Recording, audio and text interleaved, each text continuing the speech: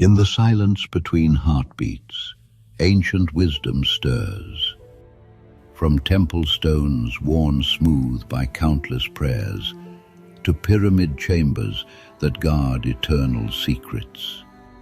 Here, where sadhus walk paths carved by time itself, and waterfalls sing the songs of creation.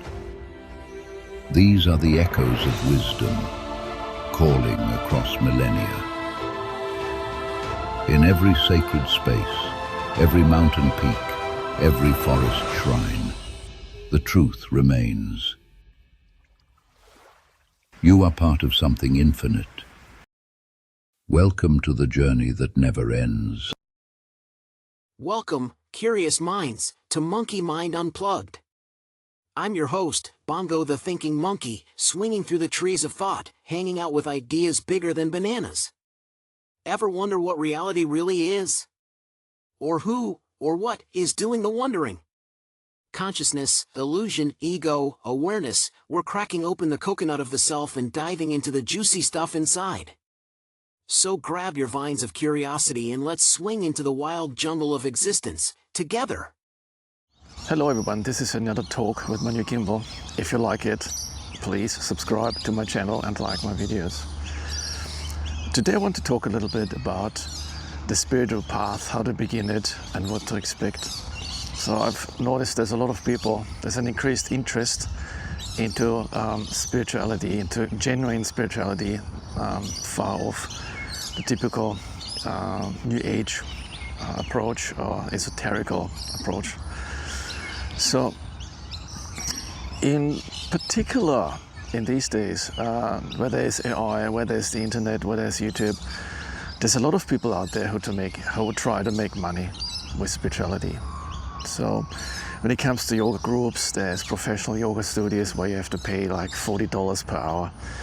I don't want to talk it down, but that is not spirituality. The right approach to spirituality, in my personal opinion, is to understand that spirituality is always what comes from within, in the now. Everything else may be helpful and may be more of a distraction. So when it comes to certain spiritual traditions, I find those ones most helpful who are most authentic. So I'm talking about the Vedic tradition, authentic Indian Hatha yoga, Raja yoga. When it comes to Taoism, typical Chinese monastery, an authentic one which is not too commercial. We have unfortunately this approach that even in these groups there's a lot of, how should I call that, rip-off happening. So people selling yoga courses, so you're the client, you're told that you can become a yoga teacher, but really you're the final client. It's like a little bit like a network marketing. They tell you can make a business and you need products to demonstrate the business, but you are the client. They're selling all the products to you, knowing that you will never ever sell anything. And it's the same with yoga. You're doing these yoga teacher trainings just to realize that there's 50,000 yoga teachers in your town. So that's not the right approach either.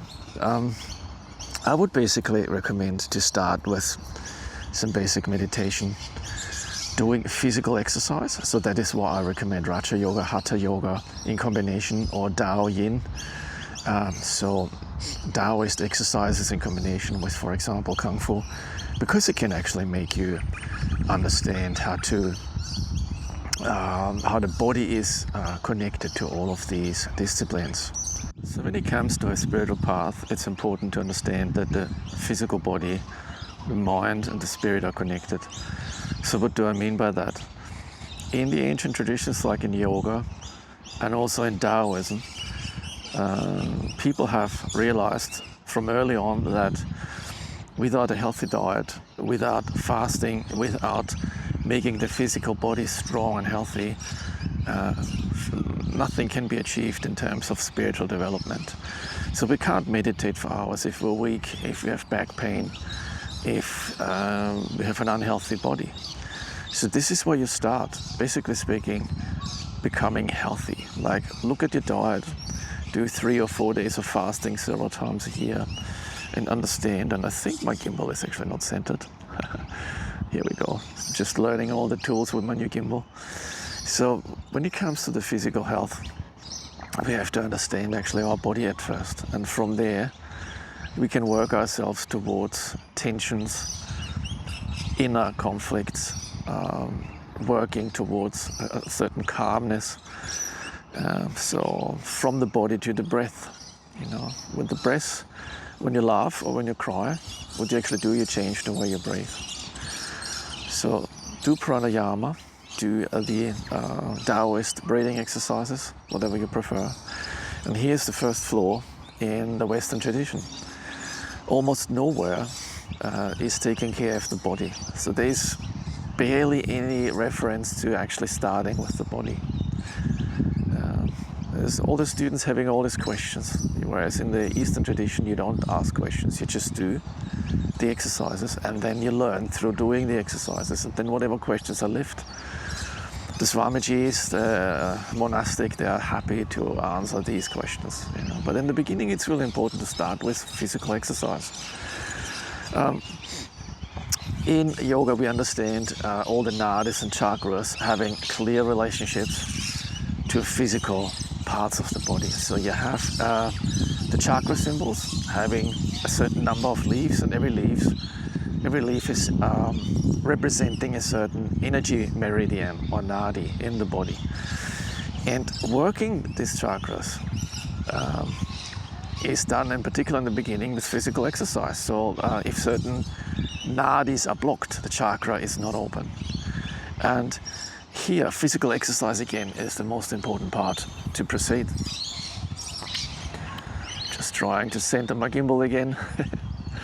Now from there, when you do the physical exercises, when you then go into pranayama, into breathing, the next step is focus, dharana. So do pratyahara, which is withdrawal of the senses, which comes automatically by doing the physical exercises, relaxing, letting go of tensions. So the letting go process starts with pratyahara, that you finally withdraw from your daily exercises and come to your senses, come to a calm, general mode. Now when it comes to dharana, it is important to understand that focus has a lot to do with letting go. Understanding inner conflicts, understanding tension, and in the beginning, I would say recognizing the tension, releasing the tension as much as possible, relaxing into the tension, putting on an inner smile and return to your meditation. So here's with the focus exercises where we start with meditation. Well, long story short, through dharana, you have samadhi coming. So basically speaking, in natural samadhi, when all the inner tensions are gone, the hindrances as they're called in Buddhism, you're getting to the point where you finally get into natural samadhi, the first stages of natural samadhi. There's 8 jhanas in Buddhist tradition, or 6 samadhis in the Hindu tradition, and you experience them gradually depending on how you can actually let go of your tensions. And from this point on, basically speaking, there's only one path, and it's the path within. Like, it's the path without any exercise. Exercises are preparation. So don't get stuck, like if you're a Baden practitioner in Baden, like do it for 1 or 2 years and move on. Those stuck in these exercises will realize at one point that they are stepping in one spot, if this is the right English term, so you are not getting anywhere. In one of my next videos I want to actually follow up on this, talk about kerning exercises, talking about getting into a particular place within where finally intuition can guide you, because the true teacher on the spiritual path is you. It's not me, it's not any social influencer, it's not the Swami. It's basically speaking a guidance from within. Christians call it the Holy Spirit. I can remember in an Indian ashram that at one point when everyone arrived, the Swami asked, "Why are you here?" And one lady said, "To reach enlightenment," and the Swami said instantly, "What if enlightenment doesn't exist?" It doesn't exist in the way you think it exists. So you're coming all this way and it's in vain. So it is really important on the spiritual path to develop your inner understanding at first. So when I talk about spiritual development, it is predominantly the right understanding, the right view of things. Because the right view only can then lead to right effort. You have to do the practice in the right way to proceed. And once you have reached stages of natural samadhi, and that can happen within weeks. For other people it takes 1 or 2 years. You don't need certain exercises anymore. You know, there's this saying, when you have a boat and you want to get from one shore to the other, do you take the boat with you if you have reached the other shore? No, you leave the boat behind. And it's just the same with practice. As good as they are, like for example Franz Baden, I would not, I repeat, not recommend to get stuck with Franz Baden. You know, you will get stuck in certain exercises, but understand your level of realization and just move on from there. Get back to these exercises at a later point. But the most important thing is to develop an inner understanding rather than keep a blind practice going. Keep the momentum going, understand where you are, develop intuition and start guiding yourself rather than being dependent on the more or less appropriate guidance of other people. So another point I want to talk about is the term enlightenment. What is enlightenment? Now, there's a lot of theories, a lot of people talking about, writing about, having all sorts of ideas. Probably rather turn my light on, guys. So basically speaking, enlightenment has more to do with understanding than with anything else. There is a kind of natural samadhi, and in the Zen tradition, people know that basically speaking, there are a lot of misconceptions about what the you in you, the self, can achieve. Basically speaking, it is about letting go of the self, which lets you finally, step by step, discover who or what you really are. So, in a way, there is no such a thing as a constant, permanent self within. This is a predominantly Christian, Western idea that we have like a soul, and the soul survives death and then moves on, like in Gnostic spirituality, that it is from life to life, or goes to a permanent heaven, like in Islam or like the Jewish tradition or in the Christianity, the traditional Christian teachings. Now, in the Eastern tradition, it's a little bit different. For example, in the Vedic tradition, there is just the world of appearance, Nagaraj, so the ever-changing, not real world, which is illusion in their opinion. And there is reality, which is at the end of the day consciousness. So there is consciousness, and that consciousness is the ultimate reality, Brahman, and if you want, God. So there is only the difference in recognizing that the world of illusion appearance is ever-changing and not the real world, and that basically speaking, one has to progress to understand, like to experience a higher state of consciousness, and then gets united with God. Now, not so in Buddhism. In Buddhism, we have the concept of dependent origination, which means consciousness is something which is impersonal. Basically speaking, consciousness is not you, it's also not God.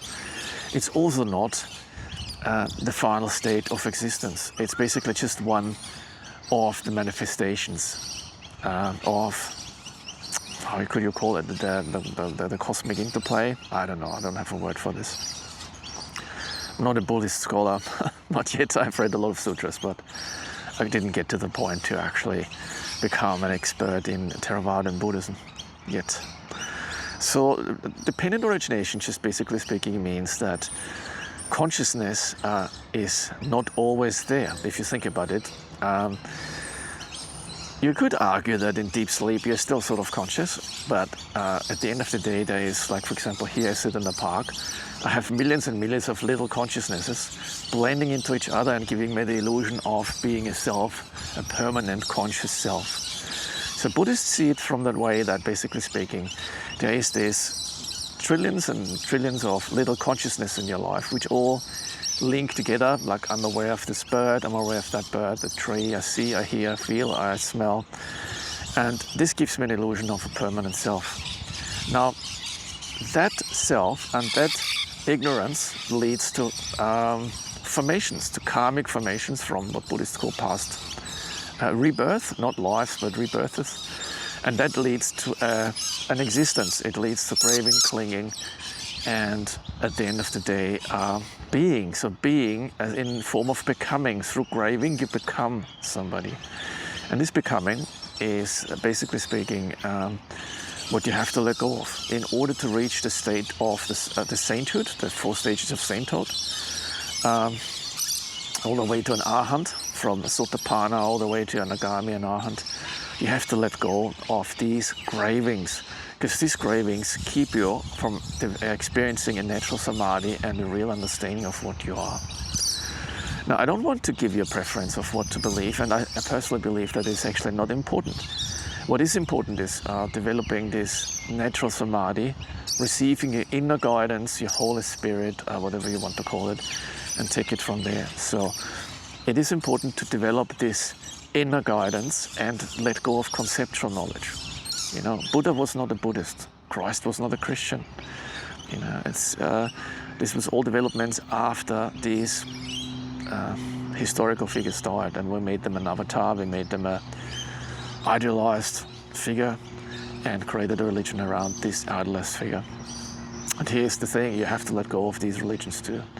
These religions are highly misleading. You see in the world what's happening today. We have either atheist people trying to assassinate people, yelling at and screaming at people if they don't agree with what you think. But you also have the religious people, like in Islam and also in Christianity, and even in radical Buddhism. Like, yes, this exists. Just even attacking people for their beliefs if they don't suit yours. Now, true spirituality gets to the point where you realize the illusion of your permanent self, and then you understand how much other people are suffering from their illusions. And only through that, only through this natural samadhi, only through this direct experience of seeing other people suffering from your own experience of recognizing how you are actually tensed, how you have inner conflicts, and how you are suffering. Here is where you can heal from within, forgive. You know, there's really good Brahma Vihara exercises, loving kindness, forgiveness, meditation. I will talk about this in another video. And from that point in time, right view can lead into right effort, being guided from within, experiencing natural samadhi, and from that point on, going through what the Buddhists call the 8 jhanas, actually 4 jhanas and 4 rupa states. Some people call them 8 jhanas, other people call them 4 jhanas and 4 rupa states, which is probably the correct way to talk about it.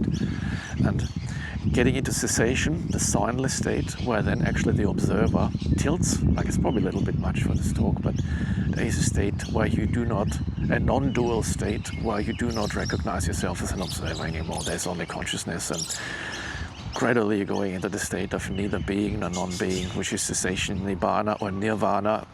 Like nibbana is the Pali term, nirvana is the Sanskrit term. And from that point on, you can then experience cessation or nibbana. I hope that was interesting for you guys. Like my videos, subscribe if you like what you're hearing, and hear from you soon.